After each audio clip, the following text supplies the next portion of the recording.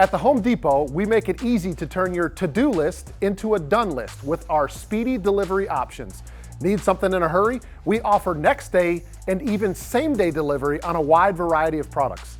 The best part is you can order straight from your couch. Our team is ready to help and get your order to you same day if it's placed by 4 p.m. on select products.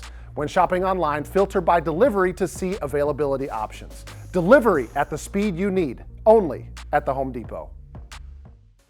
Falcons Audible presented by AT&T is back, and we are bad. We're back and we're bad. You guys remember when they used to have that saying, right? I'm back and I'm bad. Here, good is bad, and bad is about as good as you can possibly get. Yeah. The trio is back together. Guys, before we get into football stuff, it's been a while. You know, we had our little man hugs before we saw each other when we came inside. But tell the folks what you've been up to, DJ. What you been up to the last couple months? Man, it's been kids for sure, as I'm sure you know all about that, doing that. Yeah. Arch, I know you went through it, been through it, know what it's about. But chasing kids, working like crazy. Yeah. Obviously, was down there at Augusta last week. Nice. Down there doing some cool work down there. But, you know, the usual, man.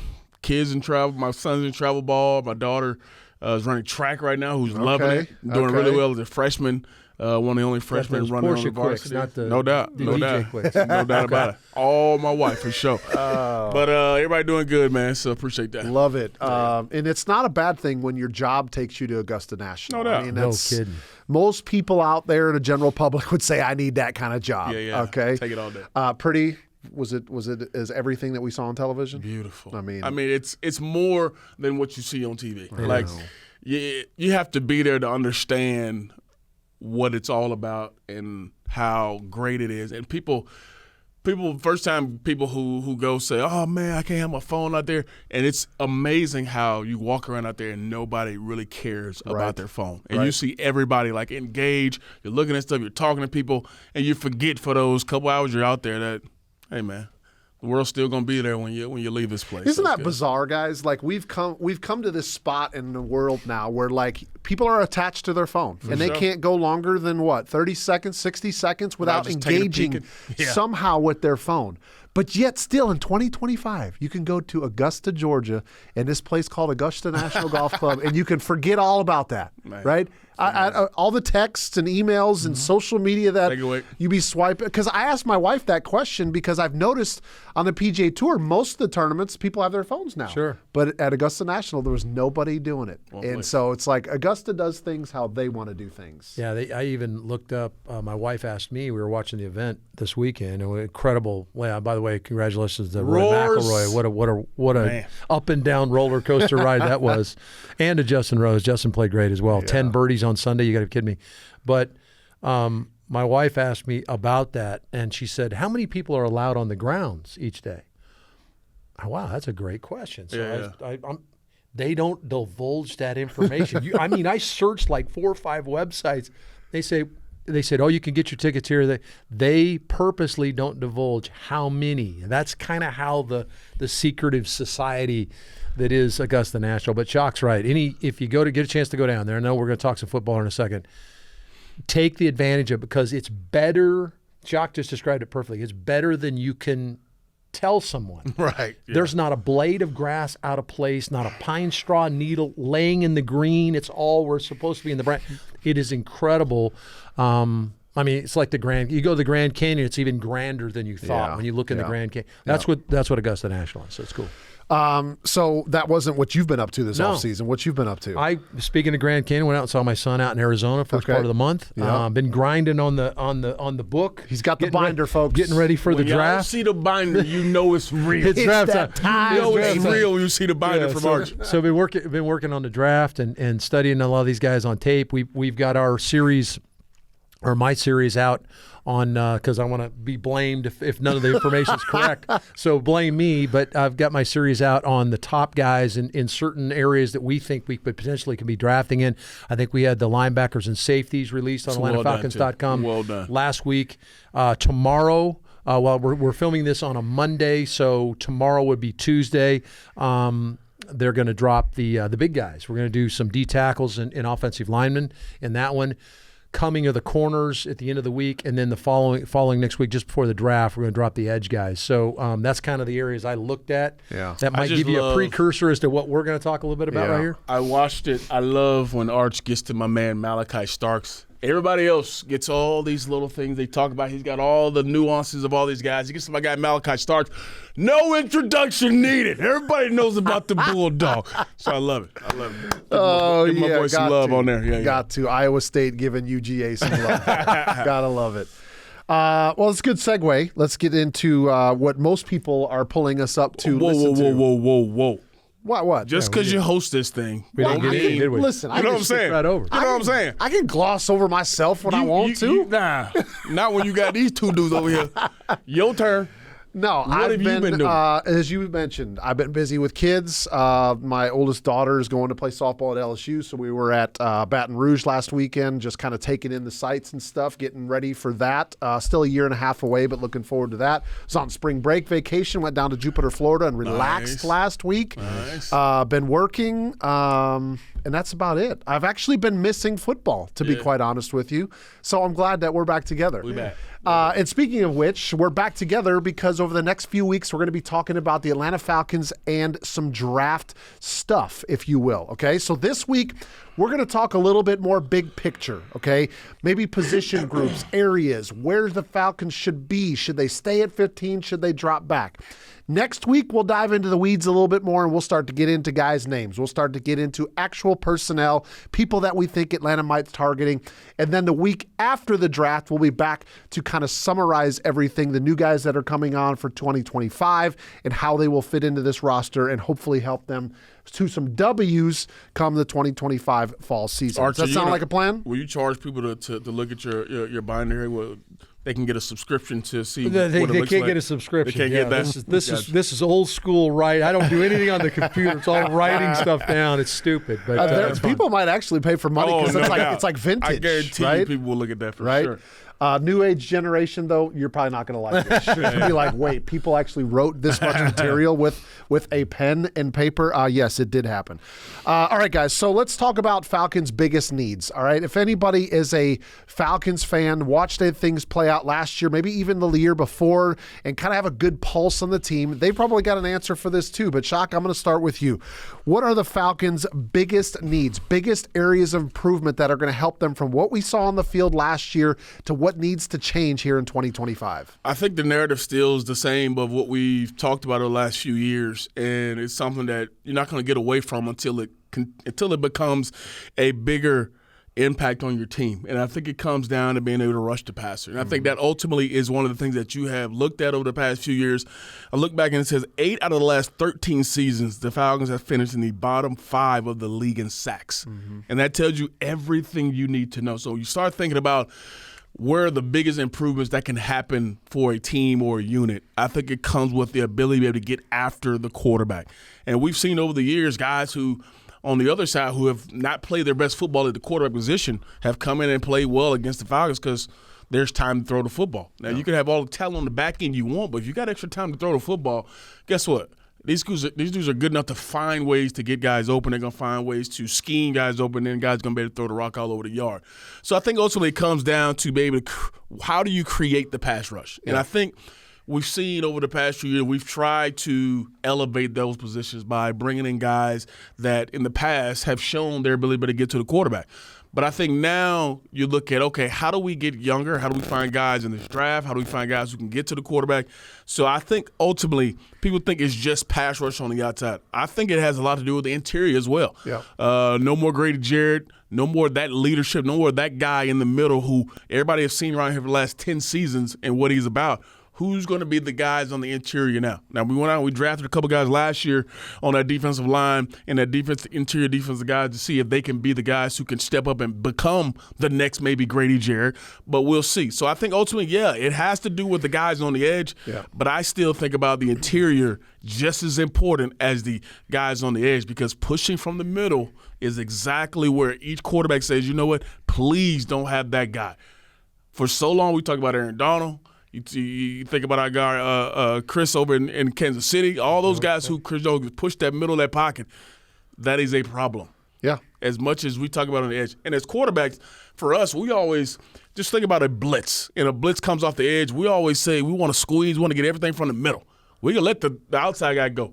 The most dangerous for us is in the middle on the inside. Yep. So you can let that furthest guy go, and we can get that football off better than the guy coming in the middle. So to me, I say interior defensive line as well as the outside is a big deal. DJ, to your point, this is going to age me a little bit, but it's reality. But you talk about the interior defensive front. Like I played against a guy in Warren Sapp that was one of the best to ever do it. Now, the newer generation, all they do now, they see him in Colorado, and they see him with Deion Sanders, they see him coaching. And they might see the flamboyant attitude and stuff that he has, but he was one of the best defensive tackles that ever played, and you had to game plan for him, and if you did not, him and the rest of that defense was going to tear you up, Arch. Sure. I mean, you saw that firsthand as well. So I think it's a great point.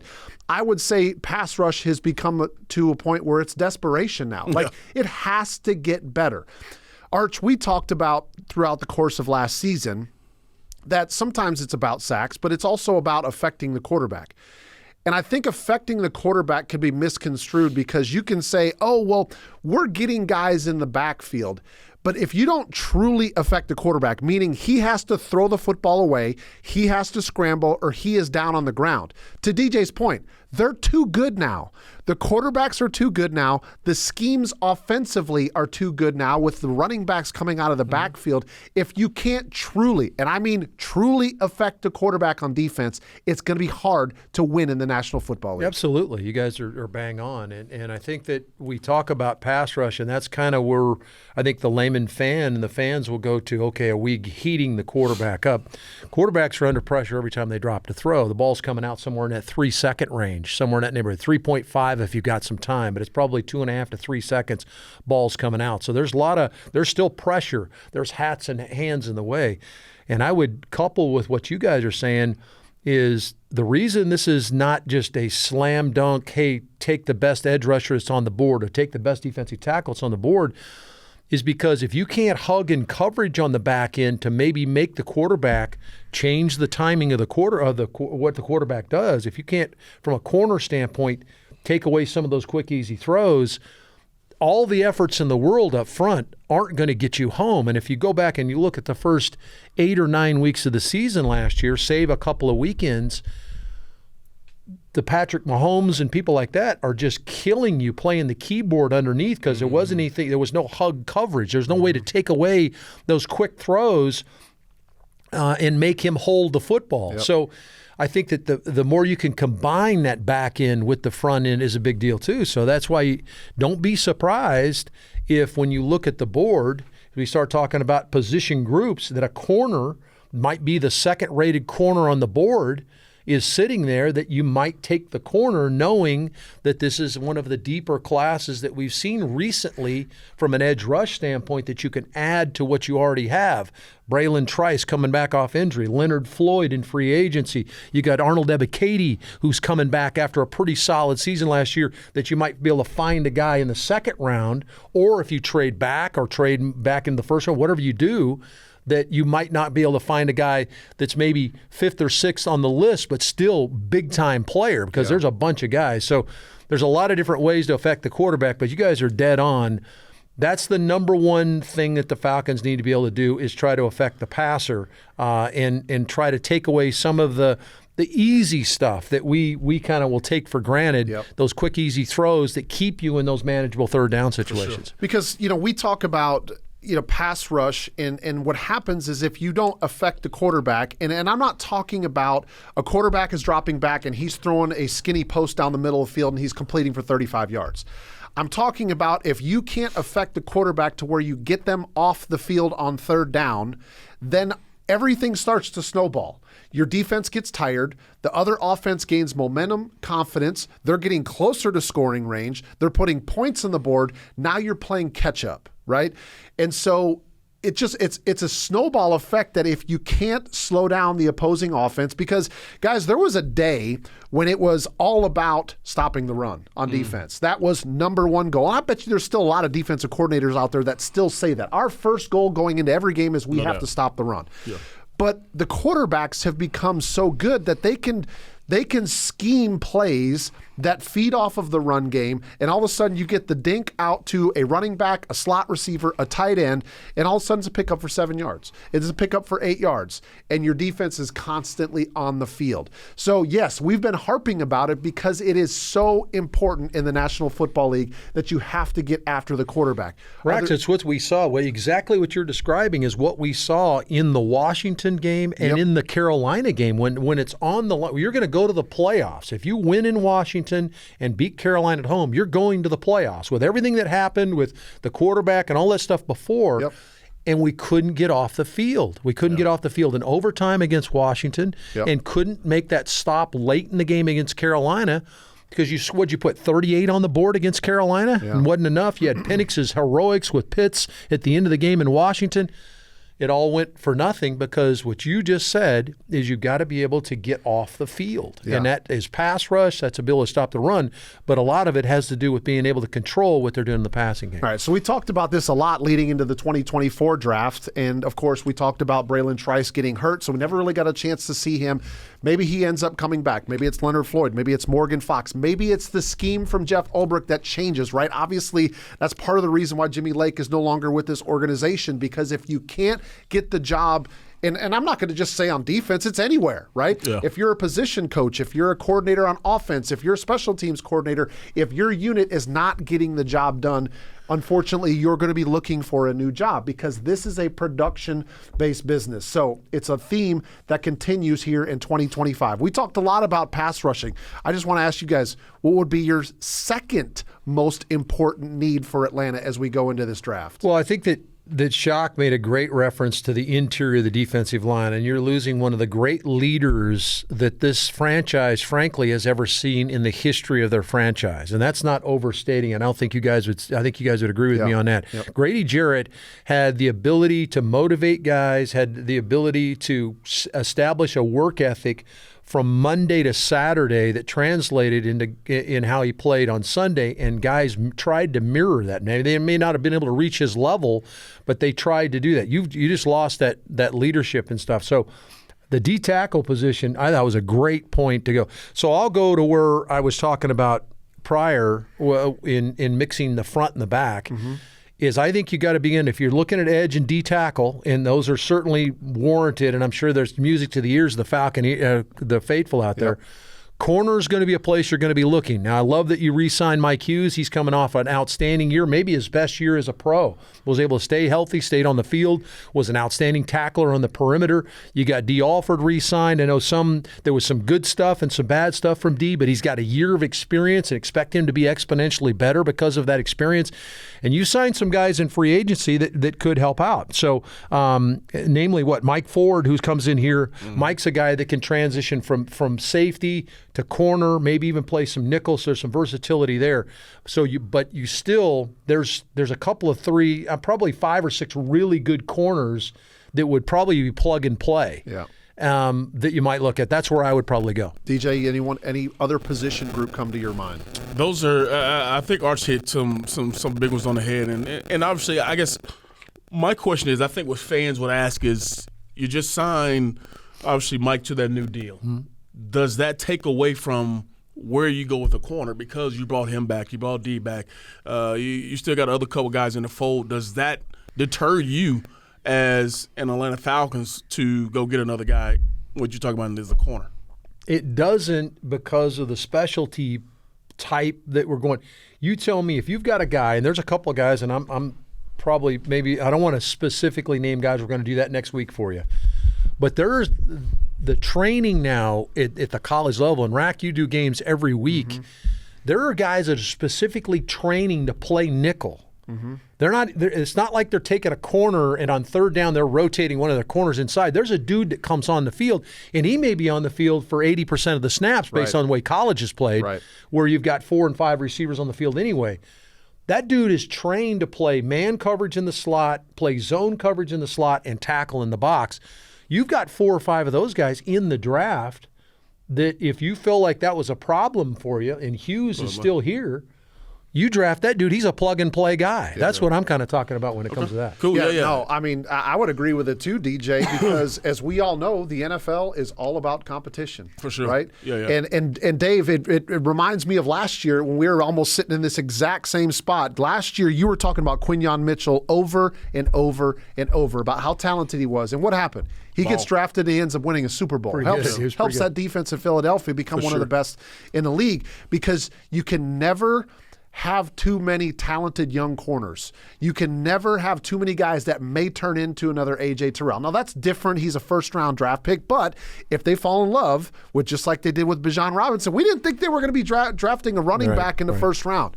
They fell in love with Bijan Robinson and his talent. And look at him a couple of years later. He's now one of the most dynamic running backs in the league, right? So if they find a guy that they feel like is going to fit the system, loves the personality, Ulbrich loves him from a defensive standpoint, I think you bring him in and you let these guys compete and win the positions on the field. Isn't that how we do it in the NFL? Absolutely.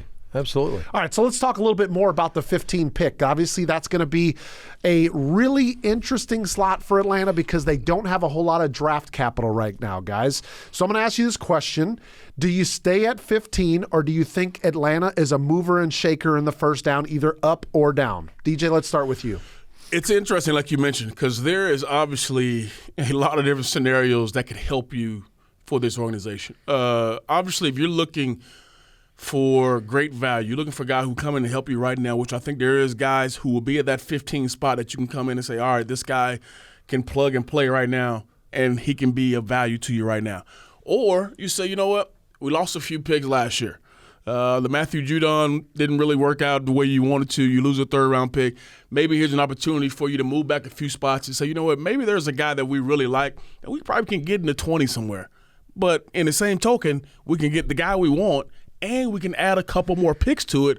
I think it adds great value to what you want to do. So, you know, it's hard to say because we're not in those rooms, we're not in those draft rooms where they're talking scenarios. But I can see the argument for both.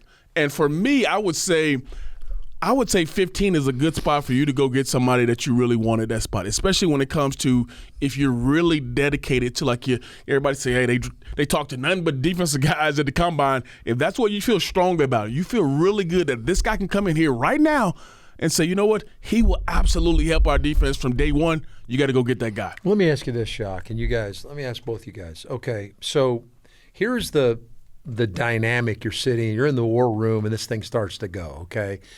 And inevitably, it seems like every year, a guy that is pretty highly rated, maybe the best at his position, begins to fall. Mm-hmm. And it not necessarily because of anything he's done. It might be because all of a sudden the quarterbacks or somebody kind of panics and drafts a quarterback you didn't expect to go there, or a guy fell in love with a certain player. Yep. And all of a sudden you get to where we are, and this happened to us back, what was it, what year did Ridley come out? In 19, 20, when Ridley, 21? Yeah. Remember, we got to 22, and we're thinking edge rusher. Which I guess we've been doing that for a while now. But Calvin Ridley was the number 2 rated wide receiver on the board, and he was supposed to be gone inside the 15 pick. Yeah. And here we're at 22, and Ridley's sitting there. All that being said, what happens if you get to 15 and the number 1 offensive tackle's on the board? Mm-hmm. And there's been a lot of conversation about, the team has gone and looked at some guys and done some extra study on a couple offensive tackles. I mean, what happened, so that's, and I'm not saying you guys can make that decision for Terry or for Raheem right now, but But that's a real possibility. No, it is, Arch. And I think at this stage with the draft, you're right, because weird things happen, and I think all options are on the table. Because you're right. There could be a run on wide receivers, and all of a sudden somebody picks a tight end, and then all of a sudden there's a linebacker, and wait a second, there's a corner available that they had no idea. They couldn't mocked it 10 times that the guy was going to be available, and then all of a sudden they make a move, and maybe it even works out to where Atlanta finds a way to go from 15 to 13 or something because that guy is still available that they didn't think was going to be.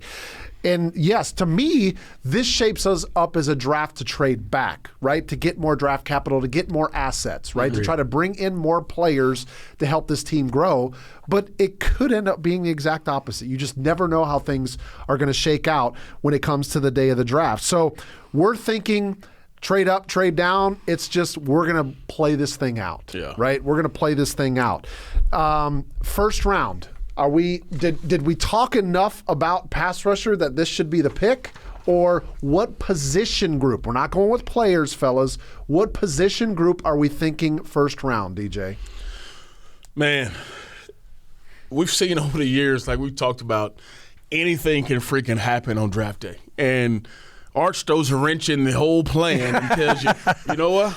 If that guy who we not even talked about and they went to go see this one guy, and you got a chance to, it makes it interesting to say, okay, if we can build our team the best way possible and this guy's sitting there, you go get him, it makes a lot of conversations a lot different. I think in the first round, I'm sticking with some sort of guy in the front seven. How about that? Okay. Because obviously, who knows where their mind is thinking on the best way that Jeff Ulbrich says this defense can be impacted. Maybe it's a linebacker. Maybe it's a guy that, I know you got Diablo just came in here, but, Troy's been up and down. Maybe you need another guy who can bring something to that atmosphere. Maybe, we talked about the interior. You talked about guys on the edge. I mean, there's so many guys in this draft that you can say, you know what, for Jeff Ulbrich's sake, it fits really well. Maybe for the common Falcons fan, you say, you know what, I would really love this guy from this particular blaze to edge rush. But the Falcons may say, you know what, we got a guy who could fill that role who looks similar to how he is, but we want a guy who looks this way on the interior. So I think front seven is where you go. I know it's pretty broad, but I think you stay there. And over the years, we talked about getting pass rusher, and we're on the whole other side of the ball, getting somebody on the offense side of the ball. So I think we stay on that defensive side and somewhere in that front seven, especially in that first round. Well, this day and age, front seven gives you a lot of different positional options because it's tackle, it's end, it's pass rusher, it's middle linebacker, it's rush linebacker, it's outside linebacker, right? It's become so, these positions have become so tailored, if you will. Hybrid.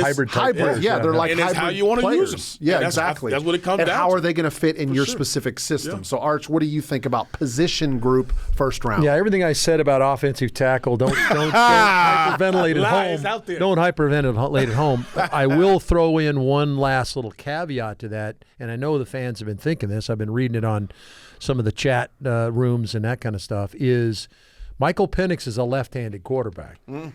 What? I'll just throw that out there. Okay, so if you feel comfortable, and I thought that the gentleman that played on the right side had a pretty good year this year, maybe his best year as a pro, but he is in the back end of his contract, and I'm just saying, okay, that could potentially, but I would agree with Shock. You're probably there too, Rack.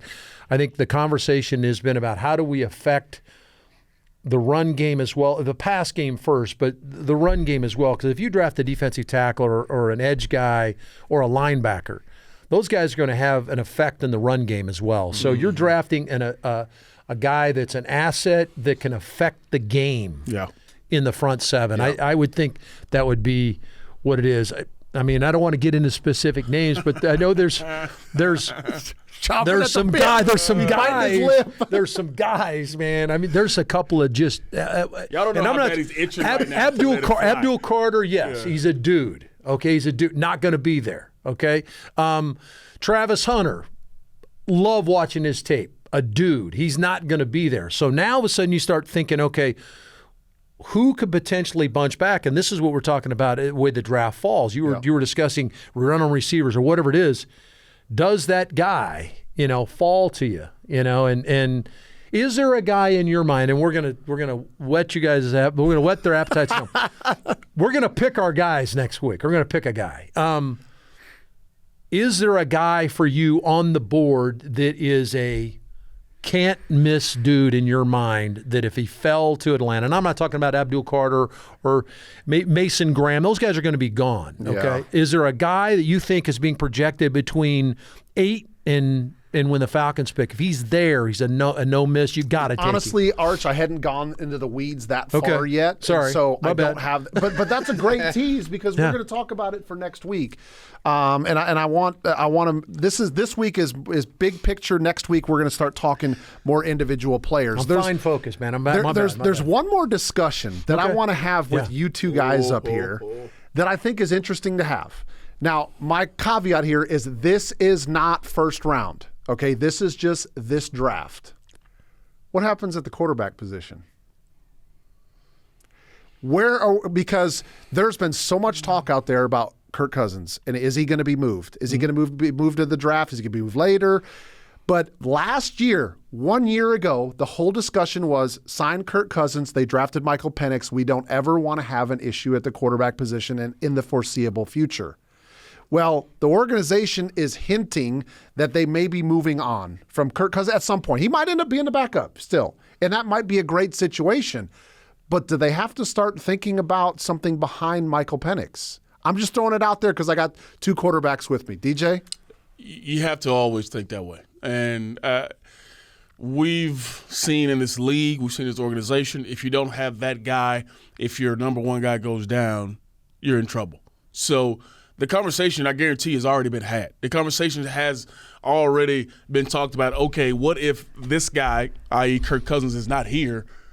Who is the guy behind Michael Penix Jr.? So that conversation is there. Mm-hmm. And a lot of it goes to, okay, do you want another young guy or do you want a guy who's had experience in the National Football League? But as we know, a lot of those guys, they're gone. Yeah. They are at another team. They're in that role already with another bigger team around this league.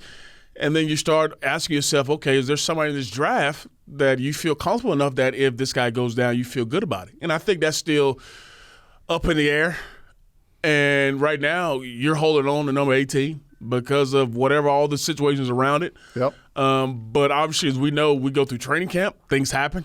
Guys go down, and then here comes the phone starts ringing, and then that's not the time where you start thinking about it. Yeah. So you bring up a good point of you're looking down in this draft, you look, hey, 5th, 6th round, and there's a guy there that you say, you know what, I think this guy's mature enough. You look at Michael Penix Jr., he's 24? He came into this league very mature. If you have another guy who's sitting in that role, you feel good about if you don't have that veteran guy, that this guy can fill that void, then you have to pull that trigger because you don't know what's going to happen. And I think, like you mentioned, there's a lot of talk on the outside about what could happen in the coming months before trade, deadline, all that kind of stuff, if, a team comes calling for Kirk Cousins. And I think you have to have that in place already with a guy already in the building. 365 days ago, Arch, we weren't talking about whether or not the Falcons will be drafting a quarterback in 2025. But with everything that's transpired, it, like he said, there's probably been discussions, and it's somewhere on the table. And I don't know if a 5th, 6th rounder is the one that you want, but they got to have whoever is going to be behind Michael, whether it's this year or next year. And yeah, you can push the peanut forward and think about that in 2026. But I'm just trying to prime you guys. Do not be surprised if somewhere in this 2025 draft there's a quarterback taken for the Falcons. Both of y'all know y'all wrong, though. Yeah. Because you done thrown a lot of wrenches in. Now, Rack don't throw on a nice look. I'll be shocked. I'll be shocked, guys, if they take a quarterback in the draft. Now, I will not be shocked if they sign a couple of free agents that are available to come in and potentially come in and compete for maybe a third spot. I agree with Shock. The conversation's been had. Okay, what happens if we get the perfect offer for Kirk? And it gives him an opportunity to go someplace that he would like to go. Remember, he's got some clauses in his contract where he can say yay or nay on some stuff. But if it's a perfect scenario where he can go start or whatever, or compete for the starting job, that conversation's been had. I think right now they're planning, and Terry's been adamant about the fact they're comfortable with the way the room looks. They're not comfortable with where the money is for each guy, right? But they're comfortable with the way the room looks. That I don't know if you're in a better situation. Is there anybody in a better situation from a quarterback standpoint in the National Football League if you go into the season and Kirk Cousins is your backup quarterback going into the league? And don't think that he's one of these malcontents that's going to be a problem. I mean, he and Penix rode home from game. They've got a really good relationship. So there's there's that. Yes, he'd like to be playing someplace, but I think don't worry about the relationship or the potential disruptor or something like that. That's not going to happen with Kirk Cousins. That's not going to happen. Yeah. I don't think they're going to do that. I don't think they're going to draft a quarterback. Just something to keep an eye on. I thought about it a couple of times over the last week, and again, 365 days ago, I would have never thought that we'd be having this discussion. But at some point, the discussions will be had or have been had. Well, let me ask you guys this. Okay, so we're kind of doing big picture. We talked about pass rush. Okay, and so I think that if we got the guy that's delivering the packages out here, and we said, hey, what do you think the Falcons need? He'd say pass rush. What is that need in you guys' mind? Where is something that affects the game, Rack, other than pass rush? And some of these are kind of intertwined like a chain, right? Yep. Where is an area, is there a number, there's a stat or something that has to change, or you're going to struggle again on one side of the ball of the other? I have one. Okay. Explosive plays on offense. Okay. I think more explosive plays down the field. And I think that there's been a lot of discussion about Kyle Pitts over the years, and rightfully so. And I'm not saying Kyle Pitts has been the reason why we haven't had explosive plays. Right. But when you have somebody that has the generational talent of Michael Pitts potentially in the middle of the field, the idea was that should open up more holes for Atlanta to have some shots down the field, right? He draws attention in the middle, gives a man-to-man matchup on the outside. You take a shot with somebody down the field, a Darnell Mooney or something like that. And we've already talked about Drake London. Drake London has been great for this organization, but I don't think Drake is the take the top off of the defense type wide receiver. He's going to use his physicality, his athleticism to go up over the top of people, box people out, and make those difficult catches. But for me, I think about the Chiefs and I look at Xavier Worthy. And what did he do? He brought a speed factor to that offense that every defense had to respect. Yeah. Okay, and I'm not just picking out the guy that had the fastest time in the combine, but the Chiefs were very strategic on why they picked him, is because he creates issues for defenses, and they got a quarterback that can get him the ball. Yeah. So if there's another way that this offense can generate more explosive plays, feeding off of play action with Robinson and Algier in the backfield, feeding off of what Drake can do on the outside by making the difficult catches, but more explosive plays offensively, I feel like helps you score more points. It's a game where you got to score points. The time of winning 7-3 does not happen too much in the National Football League anymore. And the defense is not there for it right now. So find a way to score more points by being more explosive. Okay, let me ask you this on top of that then. Okay, Atlanta was top 10 in the league in average yards per play. I think 5.9 yards per play, okay? But key moment explosives is what you're talking about, guys that are making key moment explosives. Was that a quarterback issue or was that a Kyle Pitts issue? Because if you go back to his rookie year, dude was making explosive plays with Matt Ryan throwing him the rock. I know. That's the exact thing I'm thinking, because I when both you guys talking about this, the first thing I thought about was those last 3 ball games and how much the ball was starting to be pushed down the field. And we know from Michael Penix's time at college, he loved a deep ball. He wanted to throw the football down the field. And I think we saw in those last 3 ball games his willingness to push the football down the field. You got all the play action, and you got a slight roll here, and you got a deep 18, 22-yard comeback coming on the backside. The Mooney, that's pushing the football down the field. And I think the last game, I think we saw there were 2 instances where he throws one in the end zone to Drake, it gets knocked down. Next play, right back to him on another fade route. I think this is what you're going to get, though. I think it's going to get to where you want it to be, where you're pushing the football down the field. Michael Penix is going to be that kind of guy who will throw the football down the field. Yeah, and I think that mentality and throwing another piece in there, right? Yeah. Guys, it could be a 3rd rounder, and maybe this 3rd rounder is a guy that's got great top-end speed, but he's got some things that need to still be worked on, right? Yeah. He's got some tools, but he's not refined yet, right? See, Rack's already got his trading back, and we're going to garner a 3rd-round pick. He's already That's because we don't have that 3rd-round pick. We got to get it back. That's what Rack's saying. The drapes have been pulled forward. We don't have the 3rd-round pick from last year because we got to get it back. What Arch is talking about. He's already got it for us. What DJ is talking about, we going to get into next week, all right? So speaking of which, you want more draft coverage. You talked about a little bit, Arch. Your top prospect videos going out right now on YouTube. Which are the ones that you've done so far? So far, we have on the website right now the linebackers and safeties, which includes your guy Malachi Starks. and then we're going to go to the big guys. Big guys are coming up. We've got a couple of defensive tackles, a couple of offensive linemen. A dog is in a piece of that too. Talk to me. And then we'll jump to the corners at the end of the week, and then starting next week we'll get to the edge rushers. So there you go. If you want to get see Arch breaking some of these guys down in depth, go to the Falcons YouTube channel. As always, AtlantaFalcons.com, our YouTube channel, and all of the other different podcasts and personnel that we have here. We're going to be spitting out material about this draft over the next 2 to 3 weeks to give you all you can consume. So, fellas, great to be back with you guys. No doubt, man. We just barely got into it. Barely. Oh, scratching the surface. We're coming back. Yeah. Remember the old days where they had pencils that had erasers on the bottom? They don't know what I'm talking about anymore. No chance of that. Just scratching the surface here. That's it. All right, so thanks so much for joining us. Falcons Audible presented by AT&T. As always, as I mentioned, we got more content coming for you next week, and then we will wrap up the draft with one more podcast after that to show you all the selections the Atlanta Falcons made in 2025. On behalf of DJ Shockley, Dave Archer, I'm Derek Rackley. We'll see you next week right here on the Falcons Audible.